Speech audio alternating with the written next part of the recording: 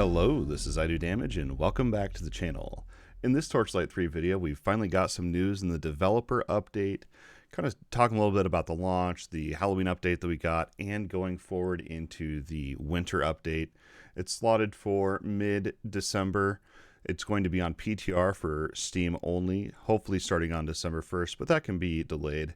They shared a few teasers. I've seen a little bit of them on the Discord, but I wanted to record this video live and just kind of talk about the news and my thoughts and a little bit of speculation that I have moving forward.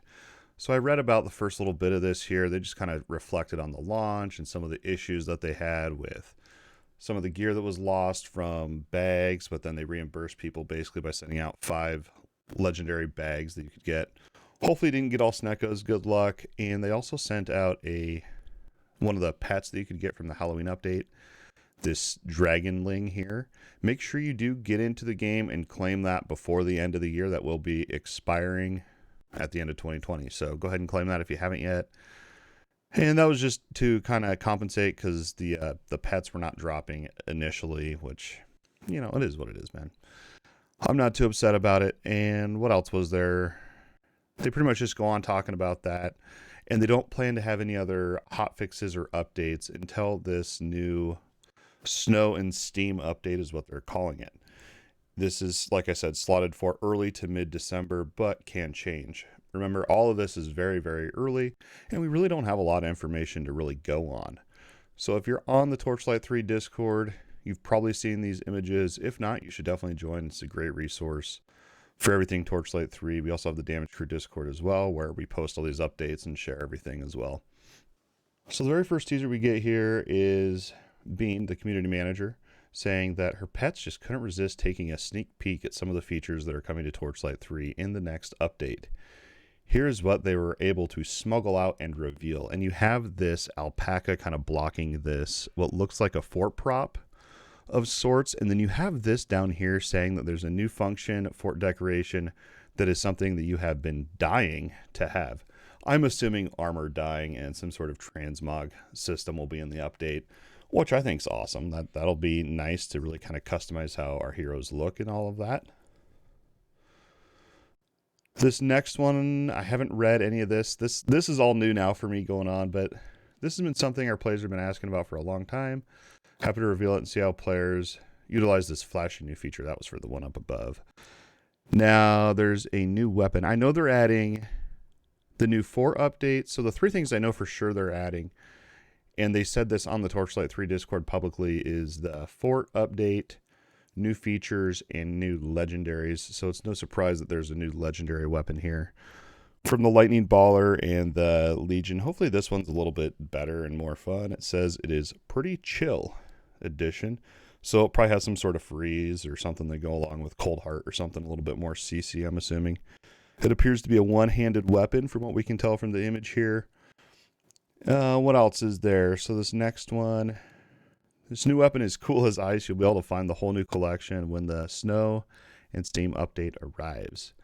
Now, this one I've seen on the Discord, and this one's got me a little bit intrigued. My good boy is sniffing out all the best updates and is down with the latest update. By popular request, the above has also been added to the game. Go forth and expand upon your current setup in new and creative ways. There's a lot more things to come than what we've revealed today, but stay tuned on their Discord, Twitter, all that stuff. So this is, I don't know. I honestly don't know what this is. I really honestly hope that it's more like secret side dungeons. It'd be really cool if during the Fazeers dungeon endgame mode, which I have the endgame overview up above, videos from a while ago, but it's still relevant. Right now it's just maps and then a boss. I really think it'd be sweet to have side areas within these Fazeer dungeons, but I don't know. We'll have to see. What else is there? Oh, wow, there's more. Drop rates. Everyone loves legendaries, sweet golden glow, these crazed mayhem affixes. Of course, everyone will always want more than they're getting. Right. People will never be happy. We've always wanted legendary drops to feel special, to make an impact. In the early access days, the drop rate was way too high initially, and we tweaked it towards our initial goal of 1 legendary per hour on average. I'm trying to think back to when I played. It was like I'd get 1 legendary every hour and a half, 2 hours. Maybe I wasn't killing fast enough and efficiently enough for that anyway.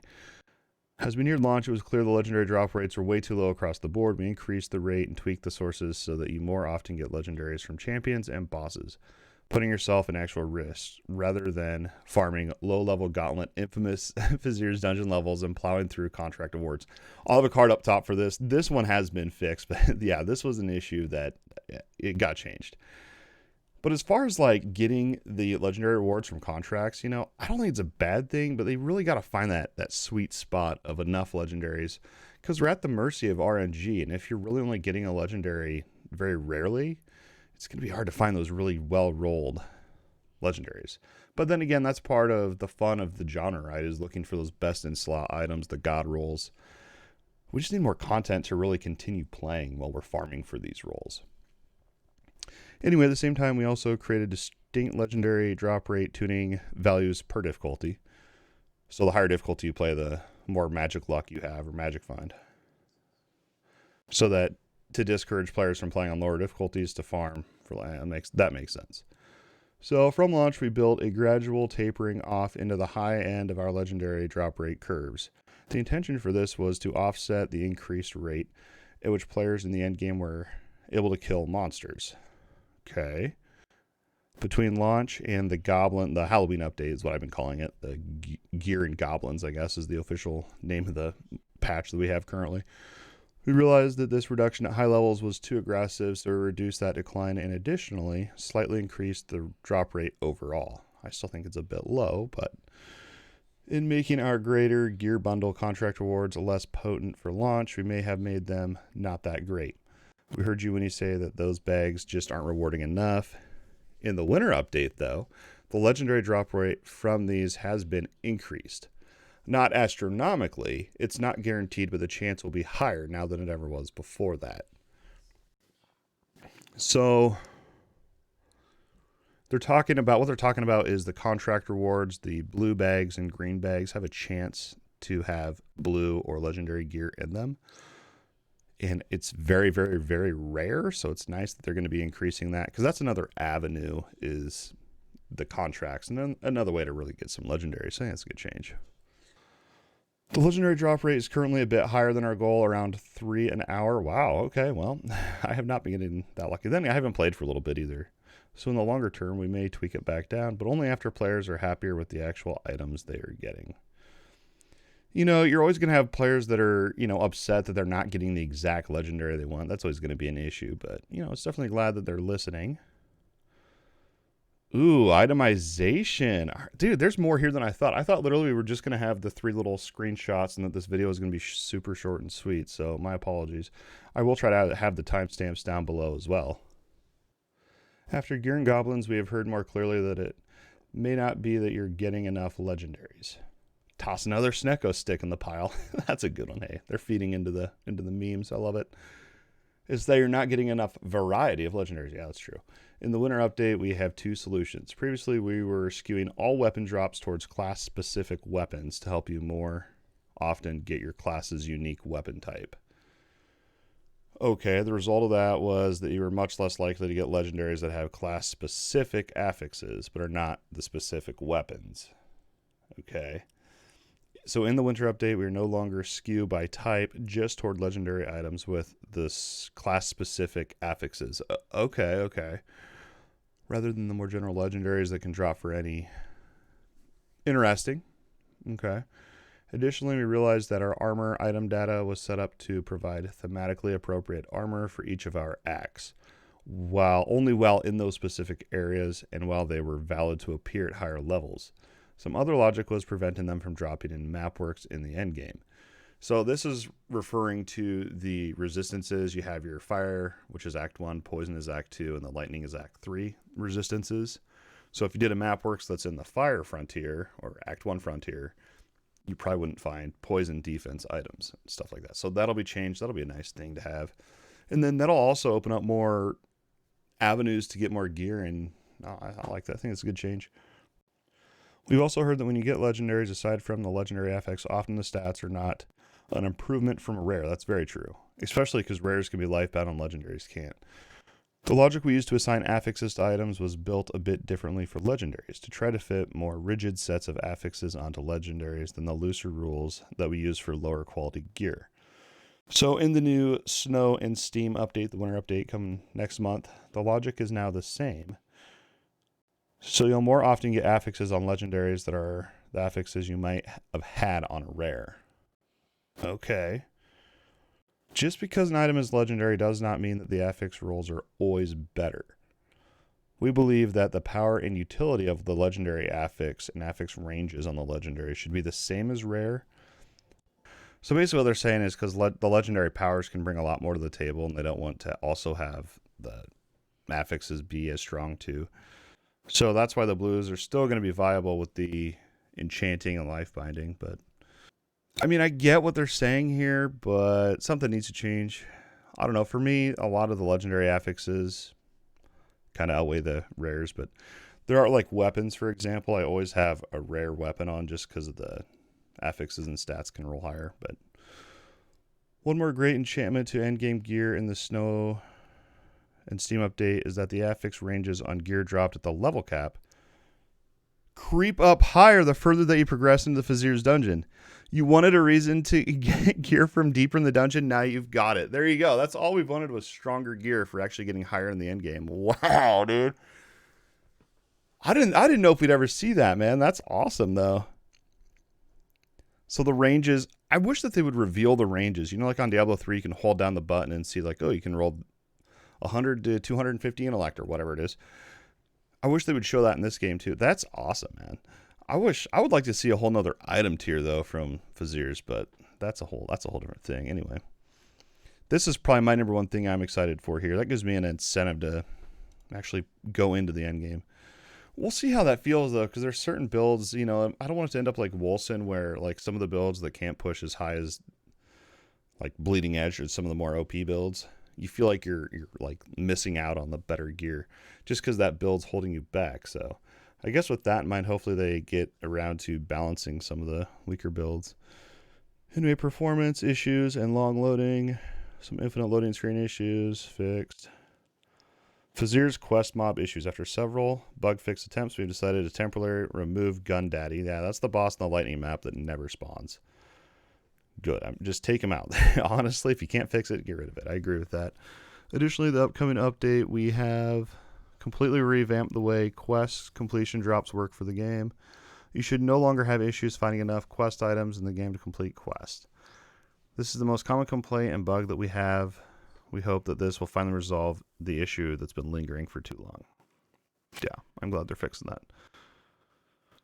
Pets disappearing after traveling. I guess I didn't encounter that, but hopefully they can get that worked out. Instance resets.